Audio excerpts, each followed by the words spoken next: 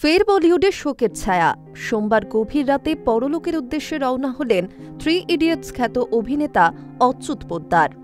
বলিউড মাধ্যম সূত্রে খবর, বেশ কয়েকদিন ধরেই বার্ধক্যজনিত কারণে থানের জুপিটার হাসপাতালে ভর্তি ছিলেন অসুস্থ প্রবীণ অভিনেতা। 18 আগস্ট সেখানেই শেষ নিঃশ্বাস ত্যাগ করেন তিনি। যদিও তার মৃত্যুর কারণ এখনও পর্যন্ত স্পষ্ট হয়নি, তবে খবর মঙ্গলবার থানেতে অচ্যুত পোদ্দারের শেষকৃত্য। মৃত্যুকালে তার বয়স হয়েছিল 91 বছর। 1980 সালের শেষের দিকে অভিনয় জগতে পা রাখেন অচ্যুত। তবে তার আগে দেশের সেবায় নিজেকে নিয়োজিত করেছিলেন তিনি। ভারতীয় সেনাবাহিনীতে কর্মরত ছিলেন অচ্যুত। তারপর ইন্ডিয়ান ওয়েল সংস্থাতেও কাজ করেন তিনি। পরবর্তীতে টেলিভিশনের দৌলতে অভিনয় জগতে পা রাখা।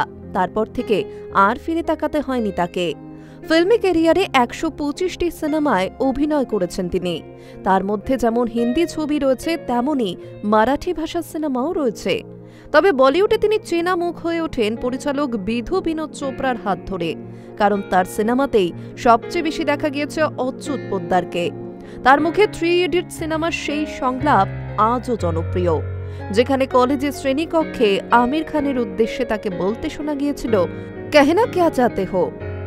এছাড়াও আক্রোশ, আলবার্ট পিন্টো কো গুস্সা কিউ আতা হে, অর্ধসত্য, তেজাব, পরিন্দা, রাজু বন গয়া জেন্টলম্যান, দিলওয়ালে, রঙ্গিলা, বাস্তব, হাম সাথ সাথ হে, পরিণীতা, লগে রহো মুন্না ভাই, দাবাং 2 থেকে ভেন্টিলেটর।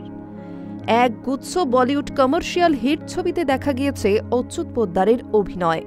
মঙ্গলবার তার প্রয়াণের খবর প্রকাশ্যে আসতেই শোকের ছায়া বিনোদন দুনিয়ায়। Hi News network.